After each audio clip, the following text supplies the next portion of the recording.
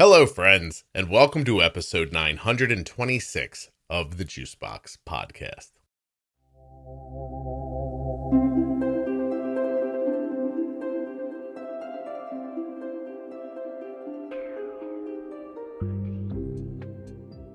Today I'll be speaking with Kelly. She's the mom of a child with type 1 diabetes, and we spend a lot of this episode talking about digestive issues, which is very impactful for type 1, and thusly why it's the subject of today's episode.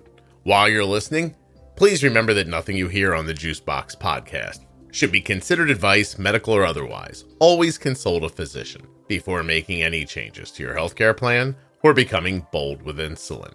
Speaking of bold, why don't you get yourself some great sheets at CozyEarth.com. Save 35% at checkout with the offer code JUICEBOX. Take care of your mental health at BetterHelp.com/Juicebox. And when you use that link, you'll save 10% off your first month of therapy. And of course, a free 5 travel packs and a year's supply of vitamin D is what you get with your first order of AG1 with my link, athleticgreens.com/Juicebox.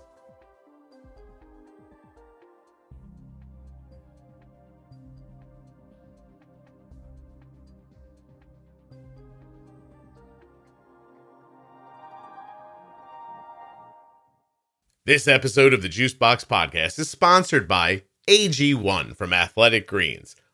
athleticgreens.com/Juicebox. You can start your day off with the same green drink that I do. The podcast is also sponsored by Cozy Earth. CozyEarth.com/Juicebox. The most comfortable joggers I've ever owned and sheets I've ever slept on came from Cozy Earth. Save 35% off your entire order every time you order from CozyEarth.com when you use the offer code JUICEBOX at checkout. Are you ready for me to start talking? Yeah, I'm sorry. I said do it. Did you not hear me? Got you. Okay, well, hi, my name is Kelly, and I'm from Oklahoma. Well, I've lived here for almost 30 years. I'm not really from here, but this is where I am. I'm the mom of 4 kids. I just sent my last 2 to college last month. So I know you're an empty nester as well. Mm-hmm. Anyway, I was diagnosed as type 1 at the age of 49. And so it was 7 years ago, almost 7 years ago. We have a history of autoimmune illness, but no one else had type 1 prior to my diagnosis. Kelly, you're 56 and all of your children are gone? Isn't that beautiful? I mean, it sounds amazing. Yeah. Well, my oldest is 28.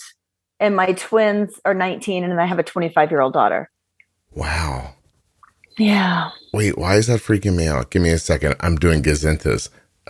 2 takes me to 10, and then 6 more. So. I was 28 when I had my first one, and he's 28. Thank you. Yeah, That's what I was doing. Okay. Oh, 28 plus 28 is 56. I know. Yeah. Isn't that cool? Yeah. Well, it's I don't know if it's cool, but it's pretty predictable, Kelly. And I'm not sure why I didn't see it. I'm a math girl, so you were 28 when you had your first. I was. Or yeah. Wow, how about that? Yeah. That's young, but seems late to me because of how young I was. Right. That's the part. Hey, how old were you? Oh gosh. Well, Cole's 22 and I'm 51. So he was born in 2000, 91. I was 20. Actually, what am I doing? I was 29 when he was born. So there you go. I don't know why this is striking me this way. Probably because of my loose understanding of mathematics. There you go. Yeah, I think that's what's I still count on my fingers. It's good. I was just counting on my fingers just now, Kelly. I literally majored in math in college, and I count on my fingers. Did you really? What was your major? Mm-hmm. Math. Just mathematics. Yes.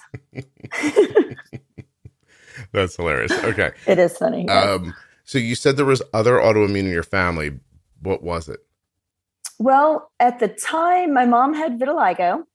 Mm-hmm. And then my daughter, at the time I was diagnosed, she had just been diagnosed about a year before with lupus. She was about 17 when she was diagnosed. And then I was diagnosed with Hashimoto's about, 3 months before I started having the issues with type 1. Okay. All right. So there was, and how old's your daughter now, the one with lupus? 25. Has that changed for her at all over those years? Yes. How so? So, well, and it's interesting because I have a son who I think has something lurking. We don't know what it is yet. It's just she flares a lot more often.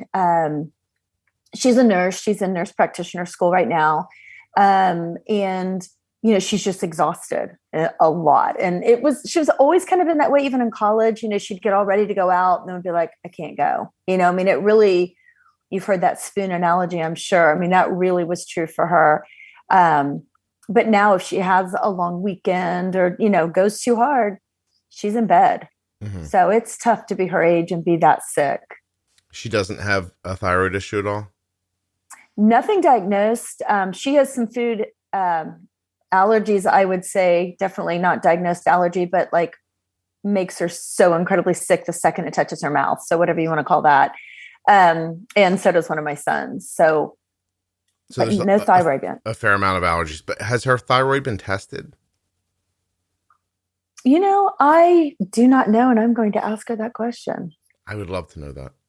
Okay, yeah. I will find out. I would like to know if her TSH is over about 2.1. And if it is, I'd like somebody to treat her for thyroid issues and consider giving her a T3 supplement if the T4 doesn't bring her energy back. Okay, I will have her check. And my son who has the energy issues as well, his thyroid was checked and it's normal. So you have to be careful about what that means.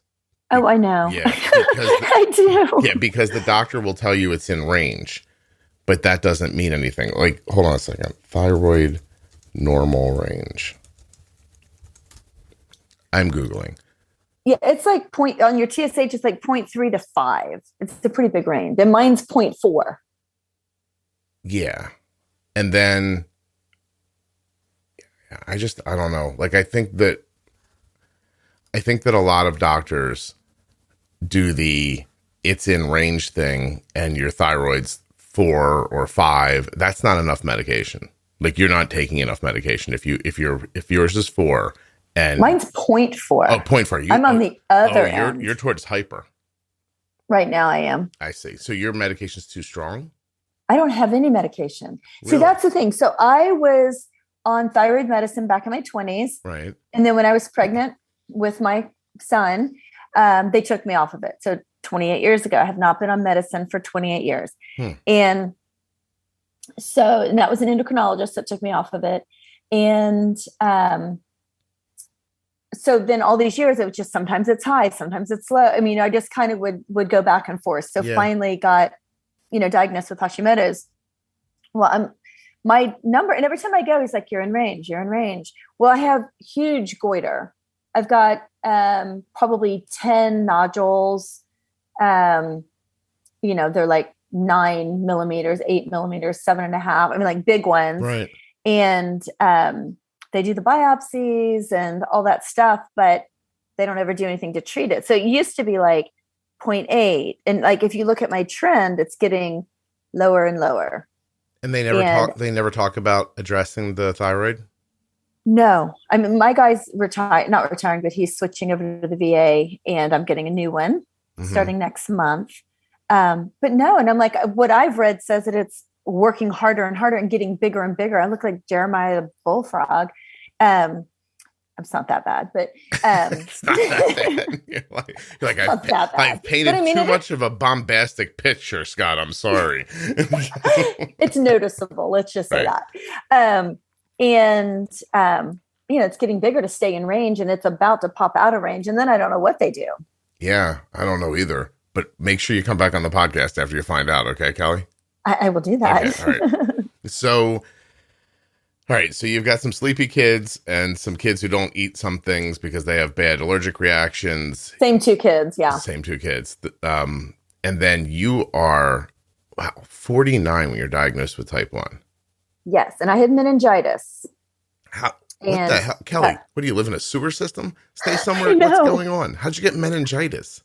I was in Mexico, and I don't really know because I'm not married anymore, but my husband at the time, he didn't get sick, but everybody on that trip that we met, you kind of meet people at the pool and you get to be friends with people, whatever. everybody had something weird going on that trip.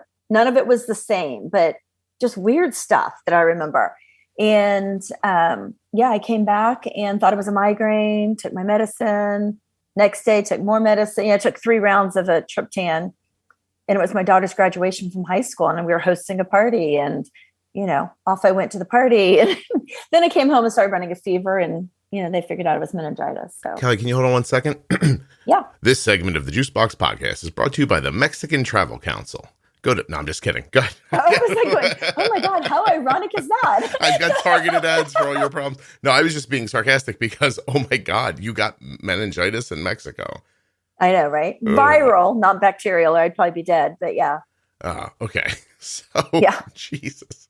And by the way, if people want to sponsor segments of the podcast, please contact me. I feel like I would do that. Yeah, that would have been hilarious. Can you imagine if you're in the middle of a conversation and I'm just like, can you hold on 1 second? Do you need a Casper mattress? Are you tired like Kelly's daughter? A Casper mattress. I could see this working. Please get a hold of me. No. Okay, so the meningitis, how long did that take to deal with? Well, I was in the hospital for several days. I actually went to the ER the first time. My husband at the time was like, oh, we'll just take her home. She's fine. So I came home. And then he got up and went to work the next day and get any of my meds for me. And so then I was really sick that next day and went back to the doctor. And then that's when they admitted me. I think I was there 3 or 4 nights. And then, they sent me back home and it was okay. I mean, What's the chances that your ex got you the meningitis on purpose? Percentage wise? Probably not, but okay. I like, by the way, how long have you been divorced? Officially since February. Oh, wow. How long have you been separated? 6 months. Were you separated before that for long? Just like 3 months. Okay. All right. Because it's been about a year ago that he left. Like it was like the end of October. I was like, I can't do this. I see. Does that have anything to do with the health stuff?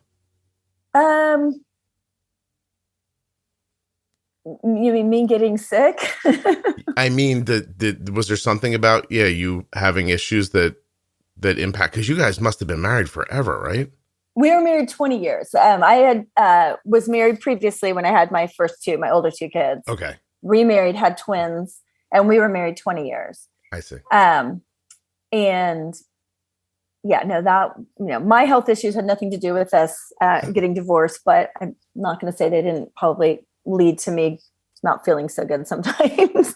So I don't want to make you feel badly, but I feel like I need to ask you. So how would the health stuff impact a relationship? There's a good question. I think if you are a sick person, where you have a sick mentality, I think that could really wear on a relationship. If you're always complaining, always tired, always whatever, which is not my personality. He literally would say, I forget that you're a type 1. I mean, he literally knew nothing about my disease or how it worked, because I just do it. So, but you didn't feel well and that impacted your personality? Oh, no. I'm saying I think that could for somebody. No, it didn't impact mine at all. No, it had nothing to do with our separation and divorce. Gotcha. Okay. Yeah. Thank you. No. All right. Sorry, I just raised 4 kids and I didn't need to raise a 5th one. I kind of got tired of that. Oh. Yeah. Hold on a second. Life is so cyclical, isn't it? Yes. Like it's amazing. There's a moment when we want to make a family and you'll look right through things like that. You're like, you know what? This person has a job. They're reasonable. No one's ever hit me. He's handsome. Let's do it. And then later you're like, all that stuff I overlooked. I do not like this anymore. But we're raising these kids, so I'm going to ignore it. Yeah, I'm going to stick it out. Yeah, exactly. And then, it's not uncommon, huh? So did this correspond with your last kid going to college in some way? The twins, yes. Well, it was their senior year in high school. And it was kind of the straw that broke the camel's back kind of situation. And I was like, if I don't do it now, it may not happen. I'm just going to do it. So I kind of felt bad for them. I did feel bad for them because it was their senior year, but I think overall it worked out well for them. And did you say something like, I'm getting you something for graduation? It's extra space in the garage. Yes, exactly. We can watch whatever we want on Sundays again, everybody. Super exciting. Exactly. TV's free. Yeah. Refrigerator's full. Well, I am sorry for the disillusion of your marriage. I feel badly about it, but I didn't want to. Oh, no, it was good marriages don't end. You don't think? Well, some good marriages end, but mine weren't great ones. Kelly, are you afraid that the next person you look at and say, hey, would you like to get dinner is just like, are you not good at picking people? I suck at picking people. Oh, why? What happens? I have a very consistent pick. I like narcissistic personalities. Tell me why. What I don't know why. So that is hold on a second. You want to try to find out together? I'm not sure that I do. Have you never Googled it? I'm never doing this again, so I find it irrelevant. Narcissists use a range. I know what a narcissist is. Why would I be attracted to one?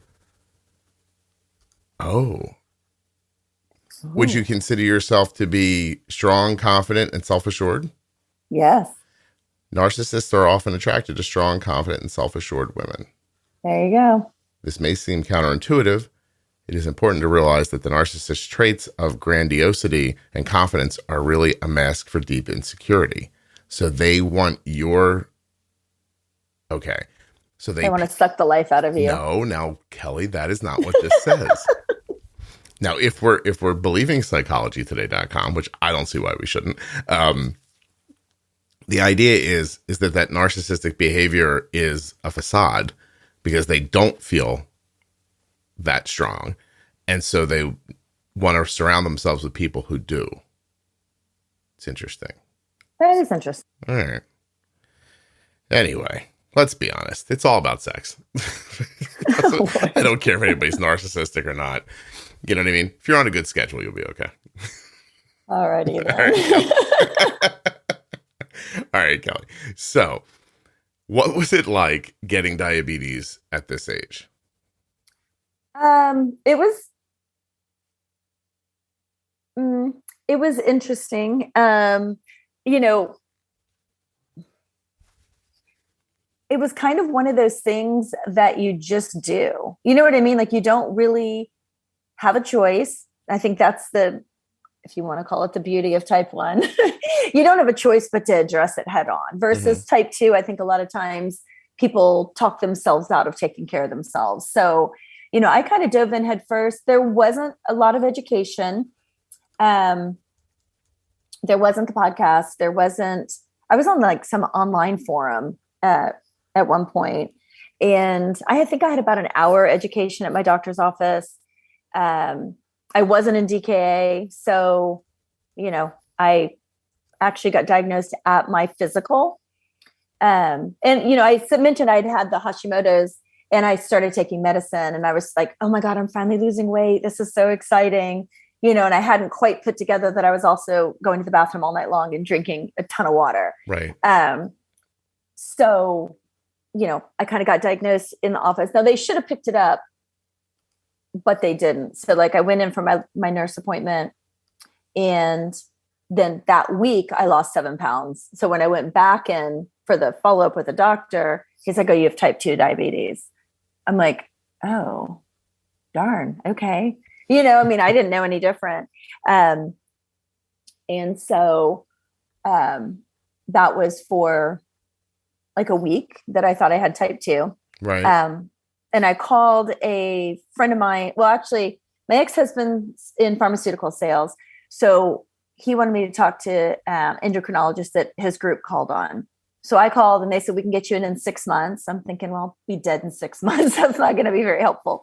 So then I called a friend of mine whose whose daughter goes to school with my twins, and she's an endocrinologist. So she said, well, come in tomorrow. And I said, well, I'm leaving to go out of town. So I was going out of town. I came back a week later, and that's when I saw her. And the other doctor called me as I was on the airplane. And he said, you're supposed to be in my office today, but my nurse never called to tell you. So I went and saw both of them within 24 hours and had the same diagnosis from both. Yeah. And it was the positive ketones and I can't remember what else they used at that point, but then they ran, the lab test for the C-peptide and all that stuff. So are you telling me that I feel like what you said a minute ago, I want to go back to it, which was because type 2 can't impact you and kill you in the moment, that it's possible to just ignore it for a while or to not take it as seriously as you should right away. But type 1 demands of you that you pay attention immediately. And so you Absolutely. And so you didn't have a choice, which, some people still choose to ignore it, but so you felt like you didn't have a choice. And is it because of that you have this attitude about it, or do you think it's your life experience that allows you to feel this way? Or because you're you know what I mean? Yeah. You're really treating it like, oh geez, now we got to paint this room. I'll go paint this room now. You know what I mean? That's kind of how I treat life.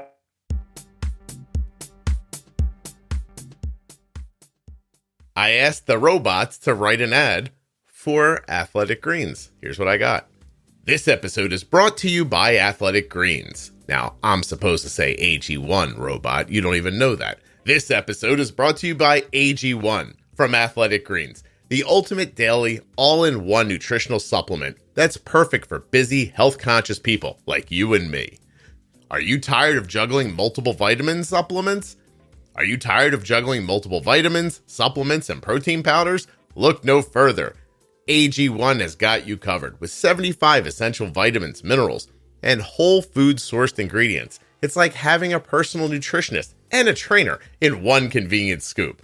I don't know if that's true, but all right, keep going, robot. What do you got here? As a podcast host, let's see where this goes. As a podcast host, I'm always on the go. That's not true. And Athletic Greens has been a game changer for me. That is true. It's so easy to mix into water, smoothies, or even my morning coffee. Plus, it tastes great. I don't drink coffee, but I do mix it into water, and it is really easy. AG1 is designed to support your body's energy, immunity, and recovery needs, so you can tackle your goals with confidence. And the best part? It's vegan, keto-friendly, paleo, and free from gluten, dairy, and artificial sweeteners. I've noticed a real difference in my energy levels and overall well-being since I started using AG1 from Athletic Greens, and I can't recommend it enough. That's actually true. So why wait? Invest in your health today. Visit athleticgreens.com/juicebox. And podcast listeners get, wow, how does it know this? And podcast listeners get 5 free travel packs and a year's supply of vitamin D, all with your first purchase. Again, athleticgreens.com/juicebox. When you use my link, you're supporting the production of this podcast. Hey, your body and mind will thank you. It says that actually. Try AG1 today and fuel your performance, both on and off the mic. Oh, that's really silly, but yeah, this is amazing. And seriously, I do love Athletic Greens. I drink it every day. It has made a big difference for me. And if you try it out, please use my link. I think you might like it too. You all may have noticed this week that I'm letting ChatGPT write the ads for fun. It's literally writing one right now. I'm just going to start reading it as it goes. This episode is brought to you by Cozy Earth, the premium bedding brand that's revolutionizing the way we sleep. Are you tired of tossing and turning in bed, struggling to get comfortable? It's time to experience the luxury and comfort of Cozy Earth bedding. Cozy Earth offers a range of high-quality bamboo sheets. I'm supposed to say viscous bamboo sheets, duvet covers, pillowcases, and even sleepwear. All of their products are made from the softest, most breathable, and temperature-regulating viscose bamboo fabric on the market. It's like sleeping on a cloud. I actually sleep on these sheets. It's like sleeping on a bed with really great sheets, but in fairness, I've never slept on a cloud, so I can't say for sure. I've been sleeping on Cozy... Wow, I can't believe this. Watch this. I've been sleeping on Cozy Earth sheets for a while now. Absolutely true. And let me tell you, there's nothing quite like it. Also true. The softness and comfort are unparalleled. And I'm now sleeping better than ever. My God, this is all true. It reads my mind. Plus, their products are environmentally friendly and sustainably sourced, so I can rest easy knowing I'm making a positive impact on the planet. Also true. I had not thought of that, honestly, on my own, though. Cozy Earth isn't just about great bedding. They're about transforming your sleep experience. Their products are hypoallergenic, free from harmful chemicals, and perfect for those with sensitive skin or allergies. Actually, they also make great clothing, which it's not talking about here, but legit, I love my stuff from CozyEarth.com. It says, and as a special offer for our listeners, Cozy Earth is giving you an exclusive discount of 35% on your, this here says your first order, but that's not true. You guys get 35% off your entire order every time you order at CozyEarth.com when you use the offer code Juicebox at checkout. So now I'm supposed to say, trust me, once you've experienced the luxury of Cozy Earth, you'll never go back to ordinary bedding. Honestly, that's true for me. So why wait? Upgrade your sleep experience and start enjoying the incredible comfort of Cozy Earth bedding. Visit CozyEarth.com and don't forget to use that promo code Juicebox at checkout to save 35% on your entire order. I'm going to just say it again. This thing is astonishing and frightening at the same time. My parents taught me early on. Kelly, we had a little bit of an audio lag. I'm sorry. I heard you say that's how I treat life. It is. Yeah. I think I learned early on from my parents that there's just certain things you can control and things that you can't. And if you can't control it, there's no point in stressing and worrying over it. You just need to deal with it. That's good advice. So that's just kind of how I was raised, that we don't, lament over things that we can't change. Do you have any kind of like psychological burdens from it? Like, I know you're dealing with it in the day and you're taking care of it, in the light of day, obviously, but does it weigh on you in the back of your mind? Not terribly, not as much as it probably should. This morning at 5 a.m., I had 41 double arrows down. That was a little scary. But no, I live alone now because my boys just left for college. And that stresses my circle out a lot. So I'm getting a service dog because that will make everybody feel better. I tend to have my lows more in the evenings at night when I'm home alone because I'm real active in the daytime. Kelly, are you buying a dog you don't want so that your kids don't worry? It's my mom and my best friend. Oh. No, I want the dog. I love dogs. Okay, I love them. It's a great excuse to have one. Okay. Yeah. But no, I don't worry about it probably as much as I should. I don't know. It is what it is, I guess. Do you get low every night? No, but I played yesterday, I played 2 tennis matches and one at 10 in the morning and then one, I didn't finish till almost 9:30 last night and it was an hour, 2.5 hour match. So, I knew I was probably going to go low and then I didn't. And I was like, oh, this is great. I woke up, it was at 1:12 at 5 this morning. I'm like, oh, perfect. And I got back in bed and then within a few minutes, it was 44 double arrows. I'm like, maybe you woke up, maybe your body felt that fall before the CGM could catch it. That has been happening a little bit lately. Yeah. So you're falling faster. Yeah. What's your A1C? 6.5. And how about your variability? What do you shoot for? What's your range? Well, my time in range is not as good as I would like it to be, but it's 70 to 130 is pretty much my goal. But I do have a 40-point swing, it seems like, and I'd like that to be a smaller number. You see 170 more often than you want? Is that the 40 Well, no, points? It's not that. It's just on the graph. You know how it tells you your standard deviation? Mine's 40 something. Oh, okay. Yeah. Yeah. So you're bouncing around a little bit. Yeah. So why do you think that is? Because I don't pay quite as much attention as I should. Does that mean you don't pre-bolus your meals, or does that mean as it's going up, you don't do anything about it?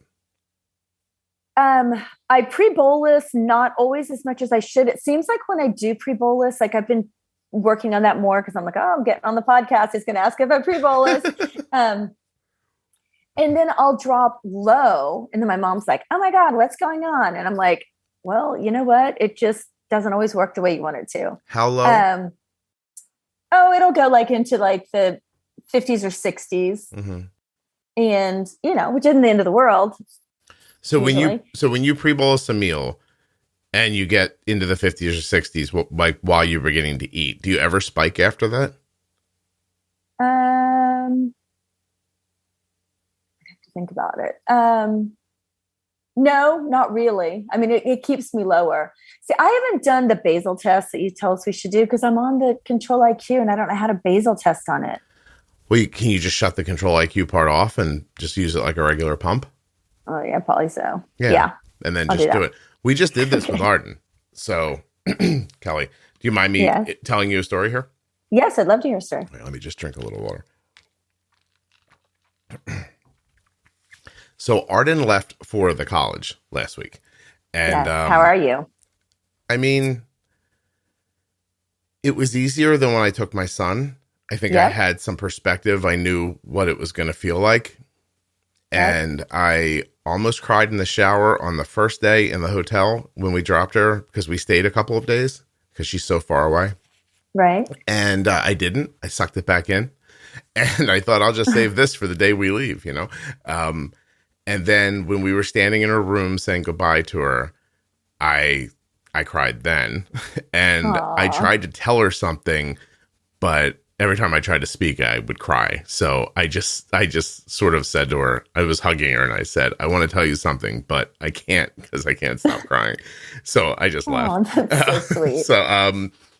So we left, and my biggest battle was as we drove away.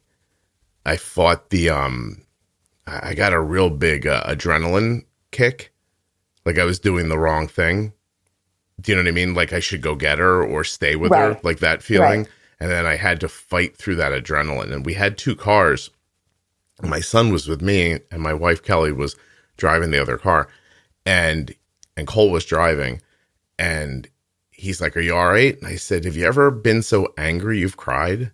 And he said, "Yes." And I go, "I'm not angry, but I'm not sad in the moment either. Like I'm literally like fighting off that adrenaline feeling. Like I'm so jacked up, I'm upset."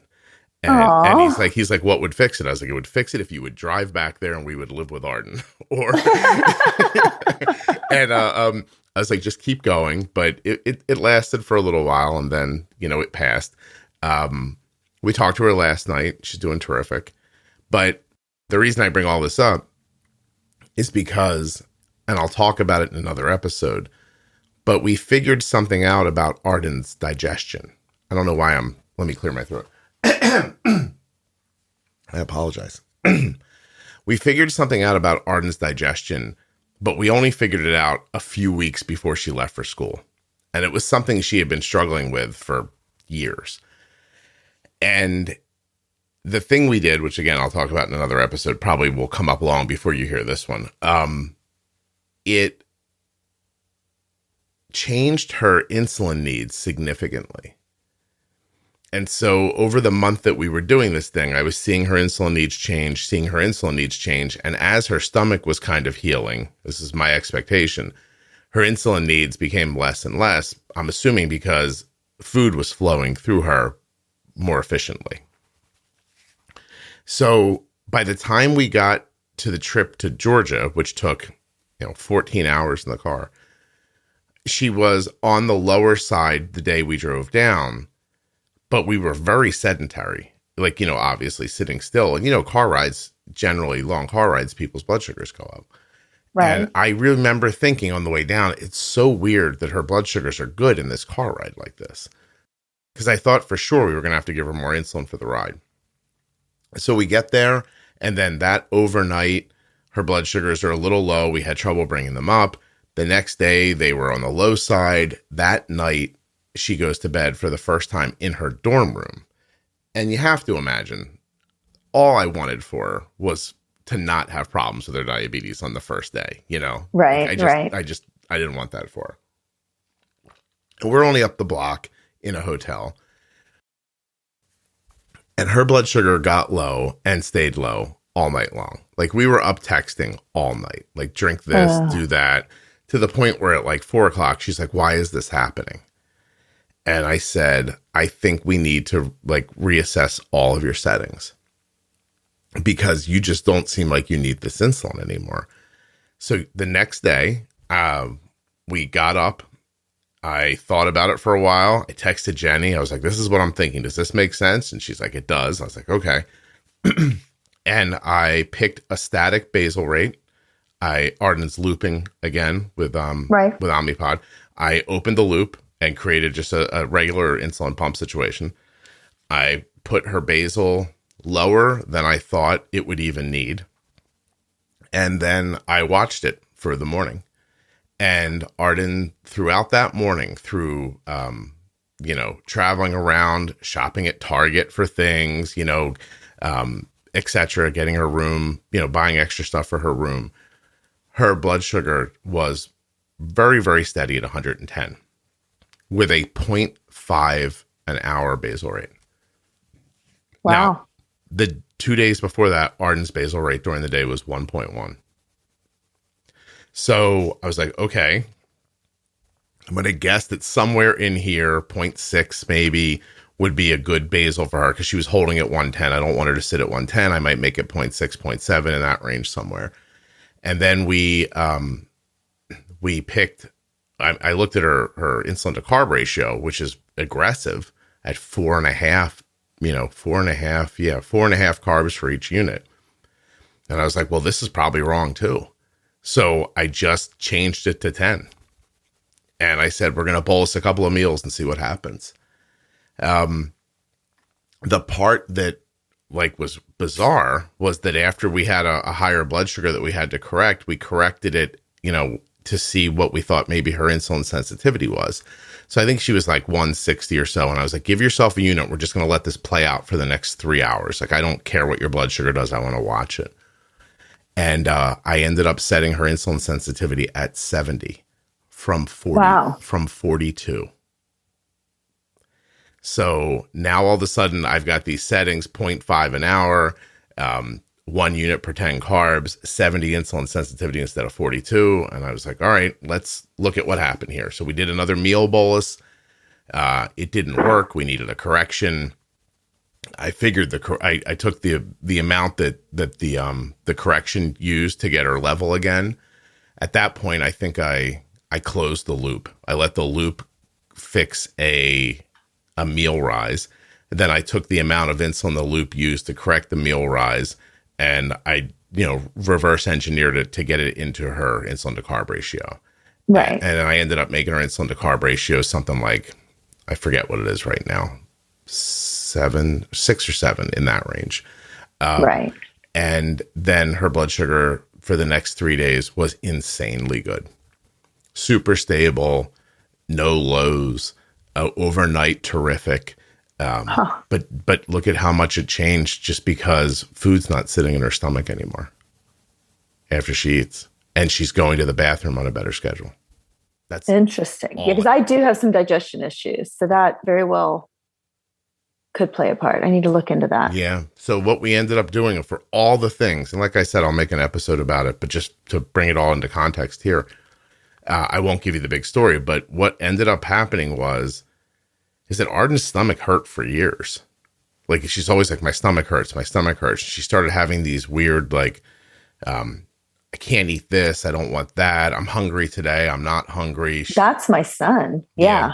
Going to the bathroom intermittently a couple times a week if she's lucky. Right. Like that kind of stuff. So we tried going like the normal medicine. Well, first of all, in fairness, we tested and did everything under the sun that a person with autoimmune diseases would do. Nothing came back positive. Right. So eventually we go kind of the normal medicine route. We take her to a gastro. He looks down in her stomach and says, there's still food here from last night. And I was like, oh, geez. And he goes, and there's a lot of inflammation in her stomach. And he took some biopsies. And there was no H. pylori, which I guess is something they look for. Right. And he looks at us and says, here. And he starts giving us all this medication. This is for the pain. This is for this. I'm like, what? My 18-year-old's going to take like 3 medications for stomach pain. I'm like, what the hell are we doing? Like, this doesn't make any sense. And then he says, she has gastroparesis. And I go, no, she doesn't. Like, I see her insulin. I know how her insulin works. I know what happens when you have gastroparesis. This is not that. And he goes, well, it's a term we use. And I said, well, in the diabetes community, it's not a word you throw around. Okay. I was like, right. So, yeah. And he goes, so this guy knows nothing about diabetes. He goes, well, she could have it. And I was like, well, she doesn't because she doesn't. Like, I'm like, I've never once given Arden insulin and she's crashed because her stomach's not digesting. I'm like, her digestion is slow. She has gastritis right now, which she's probably had for years. And I was like, and we need to heal her stomach to get past this. And he goes, well, here, do this gastroparesis diet, which was like, don't eat anything raw, nothing with skin, no meat, like, nothing that digests slowly. And he goes, and this will heal her stomach over time. And I was like, how much time? And, so we start doing it a month before Arden's going to leave for college. She's on this restrictive diet. She's absolutely miserable. It is not fixing anything that I can tell. And at least not fast enough because she's going to leave for school in a month. And I'm like, all I'm saying to myself is there is no way that given the choice between this diet and stomach pain, Arden's going to choose stomach pain. Like she's not going to do this if she's not with us, Right. So we're like a week or so into this restrictive diet and she just wakes up and she obviously was beginning to feel a little better because she craved a hamburger. And so she was hungry. She's like, Dad, I would love a cheeseburger. And I was like, okay, if you do something for me. And so we talked about it a little bit. We drove to a health food store and I said to the lovely lady there, I want some digestive enzymes, something to help break my daughter's food down. And she gave me something and I was like, great. And we left and I said, all right, eat your cheeseburger, take 2 of these pills. She takes 2 of the pills, eats her cheeseburger, blood sugar never goes over 110. It was Five Guys. It was fries. I love Five Guys. It was a milkshake and it was a cheeseburger. Oh, she ate it all. Her blood sugar didn't spike. And better than that, her stomach didn't hurt. Interesting. And the next day she went to the bathroom. Now she got very annoyed with me asking her every day if she had pooped. That she did not like. Dad, I am not telling you if I pooped, blah, blah, blah, etc. I can tell from your blood sugar. So don't worry. I know. And so I have to basically keep after her to take these pills for about a week. Well, about a week into it, she goes to have a meal and she says to me, hey, where are those digestive enzymes at? And I said to my wife, I was like, uh-oh, this is working. Like she knows it's working because she's asking for them versus us being like, hey, don't forget you're eating, take these. Before you knew it, she bought herself a pill case and started traveling with them. We left. How far in advance does she take them? She takes them while she's eating. Okay, just pops it in and starts eating. Or afterwards. Take them right after is fine. Okay, close. Yeah. So then, a week or two into it, I'm like, you're still not going to the bathroom as much as I want you to. We added magnesium oxide. Is that right? Hold on a second. There's a couple that you can do. Yeah, but there's not, though, if you talk to the Russian lady at the health food store. So hold on a second. So the woman's like, you'll take magnesium. And she looks at Arden because now, Arden went from the first time we went to the health food store while we were on our way to the cheeseburger. Arden's like, I'm staying in the car. I don't care about this. The next time we went back, she's like, I'm going to come in with you. I was like, okay. Good. So now we're talking with the lady and she says, you're not eliminating. I forget how she said it. This is my Russian accent. I don't even know if she's Russian. She had a really crazy accent. She's like, you are not eliminating. And Arden goes, not every day. And she goes, we will do magnesium. And I said, oh, we have some at home. And she goes, it has to be oxide. And I was like, I don't know if I have that, so I'll just buy more. And I didn't. So we had tried magnesium in the past, but we tried the wrong blend of it or something like that. Right. I don't know. What do I know about magnesium? So I said to Arden, I'm like, all right, take one of these at night, see what happens. And she started going to the bathroom on a better schedule.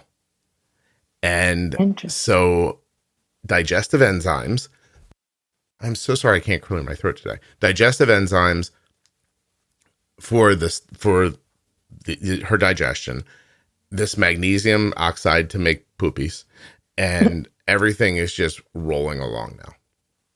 And she needs less insulin. Significantly less insulin. Interesting. Her insulin sensitivity from 42 to 70. I might adjust it a little. I'm watching it today, and today I'm not certain if we, excuse me, I'm not certain if we have, I'm looking at her blood sugar. You just heard Night Scout there for a second. Mm-hmm. I'm not sure if we have a bad site right now, or if the settings need a little bit of adjustment now that classes have begun. Right. Because I think she's got a little bit of that school adrenaline in her. Yeah. So I'm looking at that. She just had a pretty big meal, and her blood sugar staying super stable around 140.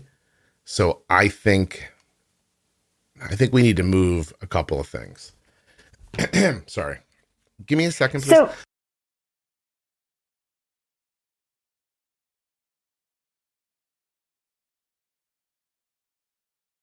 So I think we might be making some adjustments. But anyway, the digestion thing is huge. Yeah, that's interesting. Okay. Well, and I take Ozempic. Oh, okay. Does that keep it moving or slow it down? That slows it down. Yeah. Why are you taking that? Well, when I was first diagnosed, I don't know when I started it. It's been like 2 years ago, maybe. My A1C was like in the low sevens, and I just could not get it lower. Mm-hmm. And I gained weight, and I was having a hard time getting, like nothing was moving the scale. And so my doctor put me on it, and it was hard to titrate up. I will tell you, it made me really sick. And now knowing what I know, it was actually gastroparesis type symptoms I was having. But I didn't really know that at the time. Mm-hmm. And yeah, I mean, it curbs my appetite, so I'm not hungry. And I just take it once a week. I don't even really think about it. It's probably not, I don't know if it's a bad thing to take long-term, but I mean, my A1C is lower and I'm not hungry and I lost weight. So it kind of makes me feel happy. But when the doctor brought it up, were they saying things like insulin resistant? No, they didn't say any of that. Okay. He just said, we have a medication we give to type 2s. We can try it. He said it helps with weight loss and will lower your A1C. I mean, he didn't call it insulin resistant. Instead of metformin, was that ever said? No, they put me on metformin that like first week that I was diagnosed, and then when they figured out it was type 1 and not type 2, they took it away. Okay. Because the reason I asked is because while this was all going on with Arden, we've been talking with Addie, who's the lady who did the thyroid episode with me, who is Arden's endo for, I don't know. She's Arden's endo for a lot of stuff, although technically Arden's endo is the Children's Hospital. But anyway, so we're talking to Addie, and she's like, listen, if this next thing you try here with her stomach doesn't help, I think we should put her on metformin. And I was like, really? And she goes, yeah. I'm like, why? And because she's like, well, so Arden also had this like really bad acne, like for years, that she just couldn't make anything, like she just couldn't get rid of it. Right. And what ended up helping that was, I'm getting this spelling, which we're going to talk about on the podcast. Okay. So we had gotten down to being like, does Arden have PCOS? Like, what's going on? Right? My friend's daughter has that, and metformin really helped her. Okay. So we began using Ovasitol. It's a over-the-counter drug, not drug. It's a powder. I don't know what the hell it is. Okay. And she uses like a scoop of it a day. You dissolve it in water or another drink, and you drink it. And what's it for? Listen to me, Kelly. I don't know. I was told, try this, right? And I'm like, okay. So I'm trying to find what's in it right now for you, because it's a very simple. I mean, but it was for her acne, or it was for, we don't know why we took Well, it was because we had gone through everything else that could possibly be wrong with Arden in the world. And we all just landed on, it seems like she has a hormonal imbalance. Right. Because that nothing else made sense. Arden's periods were 11 or 12 days long. She'd get a 2-day break in between them. Her bleeding was incredibly heavy. She'd get a bloody nose out of nowhere. Her acne was terrible. She went on the pill, the pill, and it did not touch the acne. She gained weight because of the pill. It did shorten her periods, and stop the nosebleeds. So we were Did she have the Gardasil vaccine? No, we didn't give that to her. Okay. That's the one for HPV. Yeah. She didn't have that one. That one can cause some hormonal issues. Yeah. We told her, we just said no oral sex. No, we didn't say that. we just didn't do it. And so anyway, before we try metformin, let's try this over-the-counter thing, this Ovasitol. So she's on it for a month, and things are looking better. And then all of a sudden, 6 weeks into it, she gets her first, she gets her period, and we're like, all of us have like our fingers crossed, and her period is shorter than it usually is. And it stopped. And now we're just watching it like, God, it's not going to start again, right? And it didn't start again. And then the next month, her period was a regular amount of time. And the nosebleed stopped. And then the third month, her period was the regular amount of time. And we were like, holy hell, this powder it seems to have like fixed her. I don't even know another way to say it, really. Like it fixed her balanced problem. Her. Yeah, and her acne started to trend in the right direction. And we were like, all right, cool, let's keep doing this. But her stomach still hurt. Like none of that was going away. And and that's tough because when you have these problems, you're like, oh my God, look, they're all like, so many of the problems are getting better, but then this part didn't. And you're like, holy shit, just like, oh, come on. Like, really? You know what I mean? So that's when we did the endoscopy to look in her stomach. Ovasitol, am I saying it right? I should say it right. Ovasitol has inositol in it and D-chiroinositol. So it's MYO-NIOSITOL and D-CHIRO-INOSITOL. That's what these two things are. Who the hell knows what I couldn't be. I don't know. Okay. In our house, we call it uterus water. Oh, God. We also call it lady water. And lady water. Her friends call it her vagina juice. So, oh, Lord. Yeah. Sometimes her friends would pick up her glass and drink, and Arden be like, yo, my uterus water is in there. And they're like, I want my uterus to be better too. And, anyway, so who knows? This powder just straightened Arden's life out 85%. And then the enzymes at the meal seemed like it was the rest of it, and the magnesium to make the poopy. So, okay, well, I'm on some of that for myself and for one of my kids who's still has issues undiagnosed. So one of my boys. When this starts with her, I think, gosh, a lot of what happens to Arden with food in the bathroom, I've noticed that through my life as well. So in the beginning, when she was taking the enzymes, I'm like, look, I'll take them with you. And for years, I've had to take fiber to kind of help my process. I remember hearing about that because you couldn't get it during COVID. And I don't need the fiber now if I do the enzymes. Interesting. Okay. So I was like, all right. So on the ride home from college, my son and I were talking about it. My son goes, I'll try that. And I was like, okay. So I went out yesterday and bought him a bunch of enzymes. And I said, here, just take these when you eat. All right. Email me a picture of it when we get off, so I know exactly which ones to go buy. I got one. So I got one from our local health food store, which I think is just made by them. And I've also used the one by Pure. Pure makes them as well. Right. Okay. And those are the only two that I've seen so far. And they've both, Pure Encapsulations Digestive Enzymes Ultra, I started using. And then I just decided if my daughter is going to use these other ones, I'll just use those. So I'm just using the ones from hers. And I don't know if everybody has like a Black Forest Acres health food store near them, but I'm using their in-house product. Gotcha. Okay. called Superzymes. And it was magnesium oxide, not the Yes. calcite or whatever that one is. Okay. Yeah. And that's just once a day. And I hadn't taken it at all. I was like, I don't need that. But yesterday I was like, whatever. I'm going to do everything she's doing so I know how it's impacting her. And I did notice at work yesterday with some exuberance. So you take it at night or in the morning?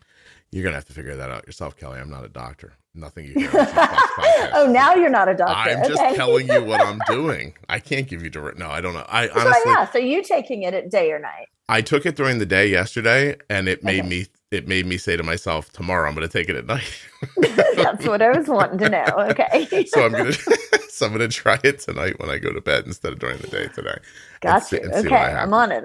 But anyway, here's the real thing, right? Like all this, you hear us talking about all the time how you're balancing, the action of the insulin against the impact of the carbs, and the impact of the carbs really means the carbs that are in your body as your body is leaching out, the sugar and it's going into your bloodstream. That availability, that food availability, has a lot to do with how long it's in your stomach and how long it digests, right? Think about pizza or a fat rise or all of that stuff. Like what would happen if food just moved through you more quickly? And is there, and this is the first time I'm going to sound like a hippie, I think, but is there a relationship between diabetes or thyroid stuff or whatever and how long your food's taken to get out of you? Right. Right? So I don't want to cause a run on digestive enzymes, but for $20, it's worth trying. Absolutely. You know what I mean? Yeah. Yeah. That's all I got. All right. Just over here trying to fix my daughter, and maybe somebody else will benefit from it too. Absolutely. Well, and I mean, I've been going down this rabbit trail for 5 or 6 years with one of my boys. And I mean, finally they said he had SIBO, which is small intestinal bacterial overgrowth. And that was the functional medicine doctor and the GI doctor came to the same conclusion at the same time or pretty close. So one was doing alternative med stuff on him and he was starting to feel better by the time the GI doctor said it was SIBO, and they gave him an antibiotic. I think it's called Zafran. It starts with an X, like XI or XYFIARN or something. Anyway, it stays contained in the colon or in the intestines all the way through. It doesn't leach out into your body. And that's given him a little relief, but gluten and dairy and soy are horrible for him and gluten and dairy for my daughter. So maybe the digestive enzymes will help. We were in Georgia for 5 days, maybe. So we were supposed to stay. I think we got down there on Tuesday night. We all stayed in a hotel. Wednesday, we moved Arden into her room. Wednesday night was the first night Arden stayed in her dorm. We stayed Wednesday night, Thursday night, Friday night. We were going to stay Saturday night and then go home Sunday. But we kind of realized on Saturday afternoon, like, we're going to get up early in the morning and we're not going to see her early in the morning. And she's got homework tonight and everything already. So we're not going to see her tonight. So we said goodbye to her on Saturday afternoon. And we got back to the hotel. And my wife's like, I need to get out of here. Yeah. She's like, I can't just sit here with her being 3 blocks away. And I'm not going to talk to her and I'm not going to see her. She's like, I need this process to start. I need to leave.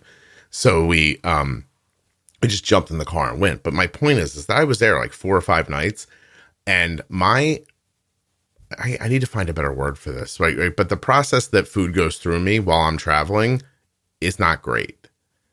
And so when I travel or I fly, I'm always like just dosing myself with fiber to keep everything going. And most people have that where it's, I don't know what the word is. They call it traveler's diarrhea, but that's kind of the opposite. But a lot of people just slow down when they're not home. Nothing works right. Yeah. Well, and it's definitely the opposite for me. Although I would love to call this episode Traveler's Diarrhea, but I don't think I can. And, but let's keep that in mind for a future episode. And so this time I was just like, screw it. I'm taking these enzymes when I eat, and I am not going to take any fiber, and I'm just going to see what happens.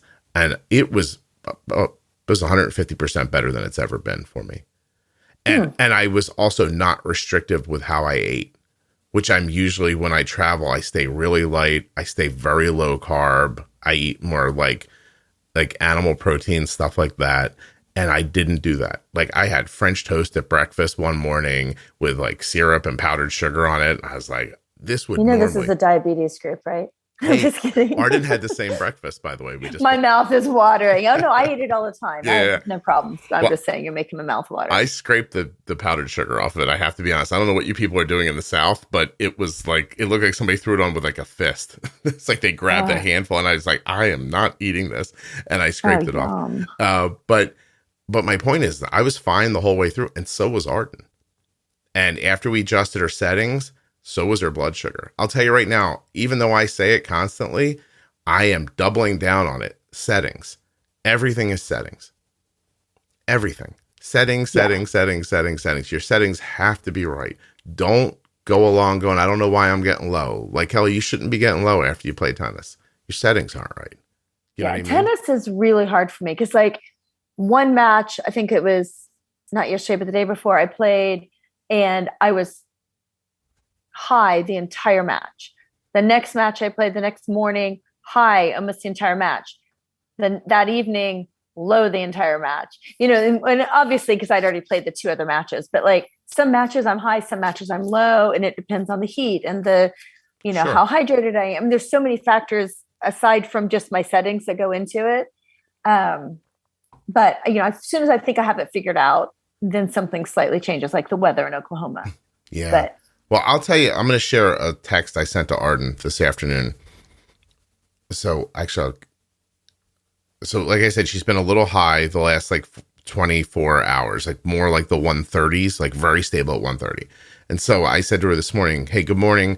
I said, the pod is struggling to bring your blood sugar down. So let's try an override to get you through your classes. And we did that. We moved on loop. We made our override like 130%, targets of 90 for 4 hours. It held her right around 120 during her class. And I said, I think the site's weird. Let's make a bolus. Like, let's just throw in insulin to see what happens. So she pushes in 2 units. I don't see anything happen. I'm like, all right, so maybe it's the site. Or maybe it's her basal, is a little weak, or maybe our insulin sensitivity is a little weak. Like, maybe it was great while we were adjusting it in those first couple days, but now she's getting up and she's going to class. We're going to need to be a little more aggressive. So I sent her this text that said, if the bolus works well, she just made a meal bolus. I said, we're going to make adjustments to your insulin sensitivity. If it doesn't, I'm going to think about maybe the site needs to be changed, but that seems odd because it's only been on for about 48 hours. Or maybe you're dehydrated because it's hot there. And so like, those are the 3 things that I'm thinking about right now as I'm watching what's happening to her blood sugar. You can't. And it's amazing what hydration does, especially when it's so humid here. Like right now, we're only 80 degrees, but the humidity is still really high. So even I played a match when it was 104 and there were women dropping like flies. I'm like, I don't know. My pancreas doesn't work, but my cooling system's really good, but I was very hydrated. I didn't have any problems, but that humidity will suck it right out of you. I wonder how much of your hyperthyroidism has to do with you doing well with the heat, or if it doesn't. Yeah, I don't know. I'm as close to being an autoimmune scientist now as I've ever been in my life. I'm so interested. Well, I know. That's why I was so excited to talk to you. I'm like, he's going to be able to help me. All right. Well, listen, we've been chatting away about things we were never going to talk about. So do you have questions or things you wanted to talk about?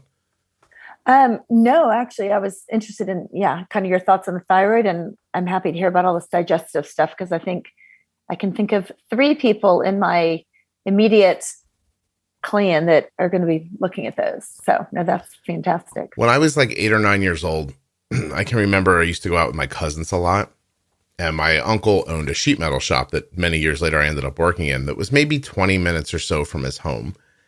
And so he was aware of a pizza joint around the sheet metal shop that they like. So if I stayed at my cousin's house, we would often drive this 20 minutes to this pizza place, drive past my uncle's shop to the pizza place, have pizza.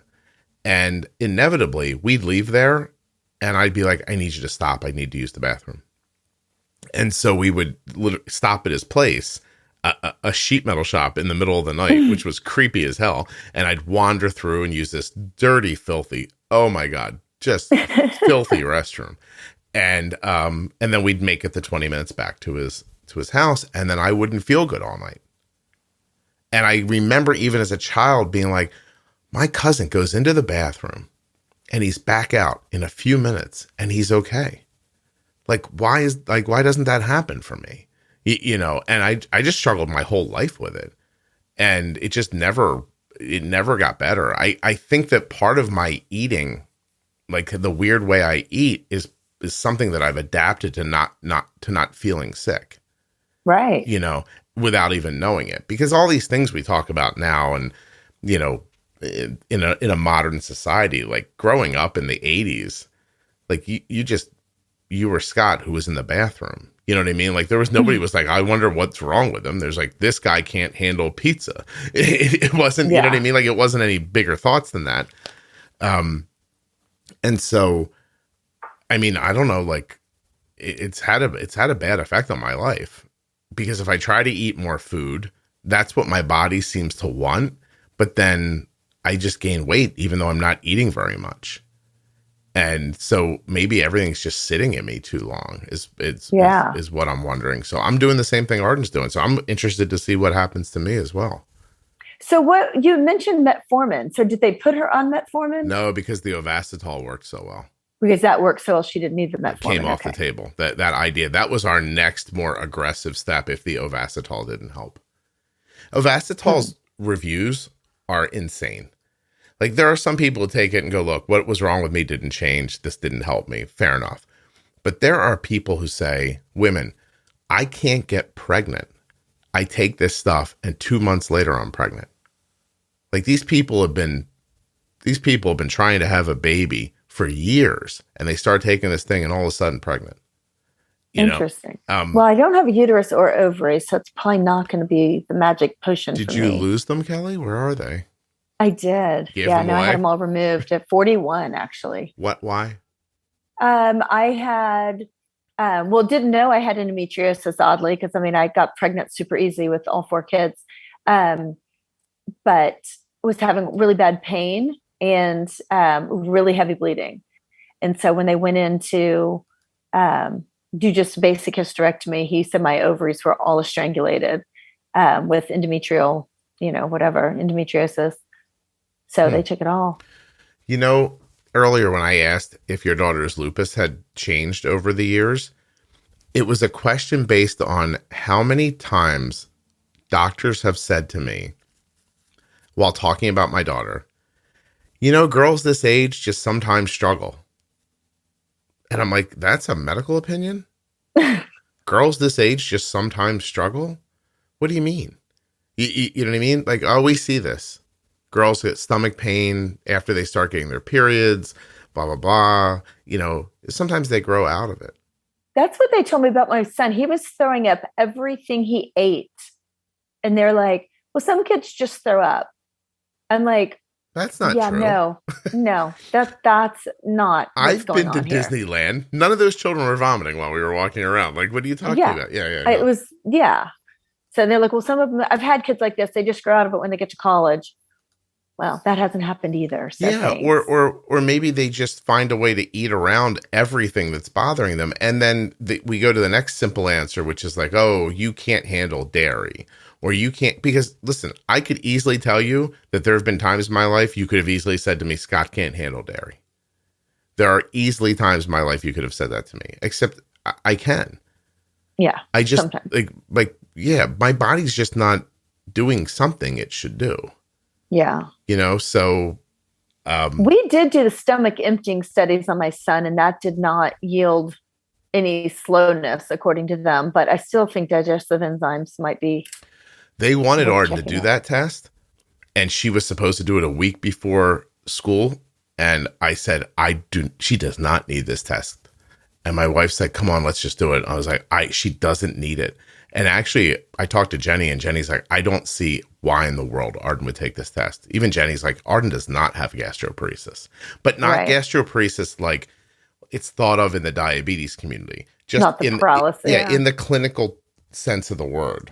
So everybody who's around diabetes thinks gastroparesis, and they hear the word and they think one thing, but it has just a very technical term. It's a disease in which your stomach can't empty itself of food in a normal fashion. That's Right. it. That's what gastroparesis is. And you can have that without having diabetes. Correct. If you have people who have diabetes sometimes have out of control blood sugars, which make this happen to them quickly or more significantly than what you see in the normal population, from my understanding. And so the guy was just using the term with Arden like he uses it with anybody. Oh, Arden has a slowing of her digestion. We call that gastroparesis. Right. And he didn't even realize, I think, the impact that the word would have on us. Like when he said it out loud, I was like, wait, what? Like, I know, right? It's like fear. Yeah. I got to tell you, if Arden has gastroparesis caused by diabetes, I'm good. I'm moving everyone in the garage and turning the car on. Like I give the fuck up, Kelly. You know what I mean? Like I don't sleep. I keep her blood sugar amazing, like her A1C and her variability and everything. I was like if that's, I just give up. If that's it, right? Yeah, you're right. Absolutely. Like, yeah. And so I was like, that's not right. And I talked to Jenny. Jenny and I talked privately about it a bunch, and she's like, I can't see it. She's like, I don't see how that could be true. And so ignoring the doctor, skipping the very expensive test he wanted Arden to take, and just going to the health food store and buying $30 worth of pills straightened her out. And I don't mean like over time. I mean immediately. Yeah. So I'm going to buy it. My son's getting it this weekend, and so is my daughter. And so am I. I'm going to start it too. Well, that's why I did it originally, because I was like, I have enough of this concern. I also started thinking that I'm probably more like you. Like, like if there's nothing you can do about it, just shut up and keep going. Right. That thing. And I wondered, I didn't ignore all this stuff because it was Arden and look at all the things we figured out. But when it was me, I was like, don't be a baby, Scott, just keep going. Right. So I was like, why don't I? And it is hard. Yeah. Because when it's your kids, I mean, you put so much time and effort into them, and you kind of fall on that back burner to a degree. Not in a bad way, but I mean, I just do it. I mean, I don't do it as well as you do. And if it were my kid, I'd like to think I would do a better job. But now that everybody's gone, I'm like, okay, it's time for mom to get serious. Not that, I mean, 6.5 is not a bad A1C, but yeah, I know it could be better. It's lovely. You're doing great. I think you just have, you probably have a couple of settings that are slightly off that are causing your bouncing around. And then that's what I would imagine is your issue. And, it sounds like even when you pre-bolus, you might even be pre-bolusing too long. So, so I think your settings are just a little skewed somewhere. So I need to get a hold of Jenny. Just dial it in and get going. I mean, I could do it, but I'm very busy, Kelly. Also, I know, right? Also, I'm not a doctor. Busy being an empty nester. I know. Yeah, I'm also not a doctor. It would be very inappropriate if I helped you with that. Well, it's all good. We take it all with a grain of salt. Although I fixed Arden's while I was walking around Target, and I was pretty impressed with myself when I did. See? Everyone's going crazy, and I'm yelling to Kelly. I'm like, I forget what I said to her. I said something like, I was trying to figure out her the insulin sensitivity. I was like, take this number and divide it by 1,800 real quick. And she's like, what? I'm like, just do it. Just do it. I need the answers. Yeah. I need to dive in and learn a little bit more about it, because like I said, I had an hour's worth of training. I've learned more in the podcast than anywhere else. Mm-hmm. And honestly, the first time I listened to the podcast, I didn't love it. Yeah. I'm hard to get used to. No, it wasn't that. It wasn't you. It was that I popped on, someone said, oh, listen to the Juicebox. So I got on the Juicebox, and it was a story like this one. And I'm like, okay, I'm going to have to listen through hours and hours and pick the little bits and pieces out. And I need information, you know what I mean? And then I realized that there was the, pro tips and you were developing those maybe when I started. But anyway, that is huge, because you can get in and get really good, meaty information, and then listen through these stories when you're on your walk and you aren't needing to take notes. You can just, take the tidbits with you. And so it's a really nice balance. But, this wasn't available when I started. Right. Well, listen, I'm glad when I was.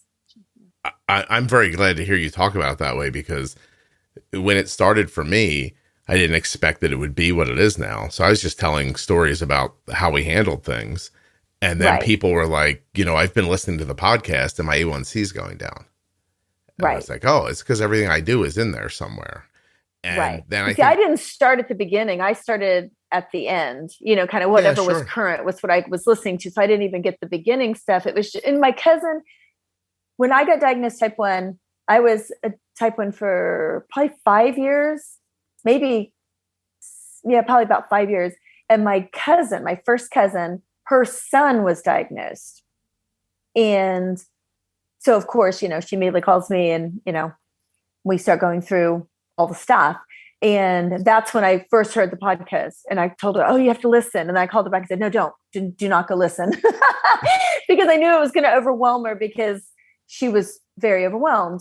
But then once I figured it out, I messaged her back. I'm like, okay, now I send people the little cheat sheet that you guys have that tells all the episodes. And it's fantastic. And Jenny and I are doing that Bold Beginning series right now too, which I'm starting to see working for people who are newly diagnosed. So what ended up happening is around 200 episodes, as I was approaching them, I was like, I can't expect people to listen to 200 episodes of this just to figure out how to pre-bolus and that kind of stuff. Right.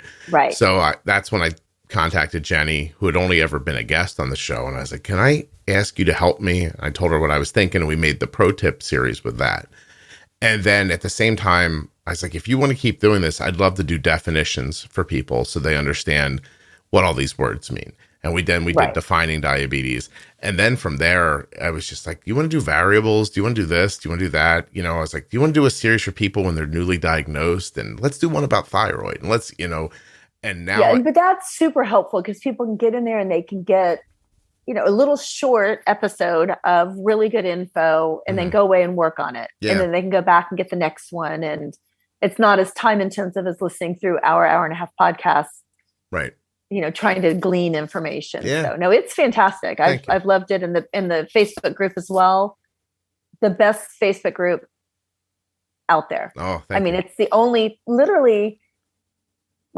I won't say the only positive one, but pretty much. Rarely do you get people that are super negative. Everybody's like supportive and I get you. And, it's very helpful and they're very knowledgeable. Something kind of happened on the internet the other day where somebody posted in my group, my private group, and it's a graph that's not pretty of their kid. And they're trying to figure out, they're asking questions, trying to figure out what to do. And I guess what I would consider to be an ultra low carb group is, I guess someone's in my group under a fake name because I can't find them. And they screen captured this person's graph and they used it in their group to say, I don't know exactly what they said, but it wasn't pleasant. And, I don't know why people are doing this to their children and stuff like that and, blah, blah, blah. And I'm not okay with that. It's, the group rules, you can't take information outside of the group and everything. So I put up a very strongly worded post about it. And I just told people, I was like, again, you can't do this. If you do this, you're going to be blocked. If somebody tells me that in another group, somebody's making fun of somebody, I don't care if you made the post, but if I see you liked it or you're in it or you've made a comment in it, I'm like, you're out of here. Like, this is a safe place for people. It needs to remain that way. And what you see is that 99.9% of the response from people is like, thank you, this is what we need. And it really is only a small fraction of people who are otherwise. But once they're, you know what I mean? But it's like I guess it's like. Yeah, it seems like about every 3 to 6 months, you have to go in and do a Scott reprimand on people. And it's funny. I'm like, oh my God, it's hilarious what you say. This last one, I'll read it to you as we find, because it makes the point. But most people are not like that. No. But it's like a fly in your soup. You know what I mean? If only 0.08% of your soup is fly, that's still too much. And see, nobody wants that. So every once in a while, you just have to go in and say to them, I said, I'm sorry to have to post this, but from time to time, it becomes necessary to remind some people about basic civility. You are not permitted to repost any images, graphs, or words that you see shared in this group. If you do, you will be removed from the group and your account will be blocked. There are no second chances. If you are a person doing this and you are hiding your true identity, well, I find that particularly cowardice and would be happy to call you a piece of shit to your face. Please respond below so that we can begin that dialogue. If you see any reposted materials online, please let me know so that anyone participating in this vile behavior can be removed from the group. Let me be clear about what that means. Let's say hypothetically that one group uses an image from here to shame a person, and then you, in that other group, participate in that conversation. You will also be removed from this group. No one that would assert a false moral superiority using a member of this group as cannon fodder is welcome here. To take this a step farther, if you think it is okay to use another person to make your point, you should also leave the group immediately. There is nothing more important than the privacy and safety afforded by this group, a group meant for people living with diabetes, not just the people whose decisions you agree with, but all people. There you go. If this is a sentiment that you disagree with, please leave the group now. So to the other 99.9% of you, I'm sorry that you had to see this and hope you have a pleasant evening. To the person who did this, I know who you are. I don't care why you think this is okay. I imagine that you're pretty pissed right about now, but please remember that as a courtesy, I did not identify your group. If you would please return the kindness by leaving my group and taking that post down, I would appreciate it. And to reiterate this sentiment that I've shared a million times before, I don't care what anyone believes, eats, smokes, loves, doesn't matter to me. If it matters to you, right on, do you. But in this space, we don't make people feel badly for these or any other reasons. You will not push your beliefs on others here. I get that some of you think that you're saving the world, but again, make your own group, start your own podcast, run a Skywriter, whatever makes you feel complete is all good with me, unless you're going to repost something that a person shared here in confidence, because that is a bridge too far. So that's that. So yeah, about once, maybe twice a year, right? I get to go to a creative writing class, and I know, and it's hilarious. I mean, it's always really, really humorous to me because you just call them on the table just for. I mean, and it's 100% true. Just leave people alone. I've had people say, why didn't you send me this privately? I'm like, well, you do something crappy and then we get to privately handle it. I'm like, no, if you're going to be crappy in public, then you're going to get talked to about it in public. And everybody else needs to know that their safety is going to be defended. And the rest of people who might do something like you, maybe they'll just leave on their own. I'm not looking to, listen, I think that group is amazing. I think if you have problems managing insulin or managing the psychological aspects of diabetes, somebody in there will help you. And I think the same thing about the podcast. The podcast, if you want an A1C in the fives, just listen to this podcast. Carve out 800 hours, start at the beginning, listen to it. Your A1C is going to be 5.5 when you're done. 800 hours? I don't have it. You do, Kelly. Kidding. What are you doing? You played tennis all day yesterday. You're fine. I did. So. You're right. And so, but is everyone going to do it? No. Everyone's not going to listen to the podcast, and that's okay. I can't make them listen to it. Not everyone's going to be a nice person online. I'm not trying to make them be that. I'm just saying, if that's not who you are, if you don't want to be involved in this thing the way it is, that's fine. Let's just go somewhere else. But don't come over here and, shit in my pool. Like, that's not okay. And let's not pretend that that's not what we're talking about with some big, nice words and being flowery about people's feelings and blah, blah. No. Just be a person or get the out. That's it. It's super simple. That's all. Super simple. Enough said. Yeah. Oklahoma. You people can't drive in the snow, by the way. No, they can't. But I'm not from Oklahoma, so. Yeah, you said that earlier, but you've been there long enough. Yeah. But I lived in Connecticut. That's where I lived most of my life. You know how to drive. Well, not most. I guess I've lived most of my life here now, but yeah. I can drive in the snow. Yeah, I bet you can. But I don't know. No, Oklahoma. All those trucks. Little bit of snow, everybody panics, stays in their house. Well, yeah, because their pickup trucks are horrible in the snow. Kelly, you throw a little weight in the back. It's fine. It's not a big deal. Some cinder block, a couple bags of sand, something. Make the kids sit back there. You don't think in Oklahoma you can still sit in the back of a truck? Probably could. Yeah, I'm saying. Yeah. All back in the country. Anything we haven't talked about, Kelly, that we should have?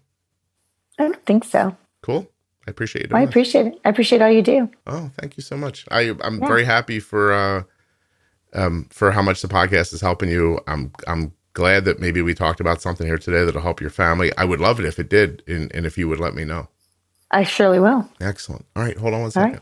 Right. Okay.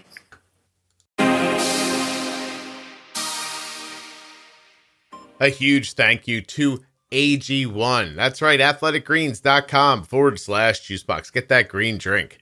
Start your day right. And Cozy Earth. With the offer code Juicebox at checkout, you will in fact save 35% off every order all day long. Everything you buy at CozyEarth.com. Use the offer code Juicebox.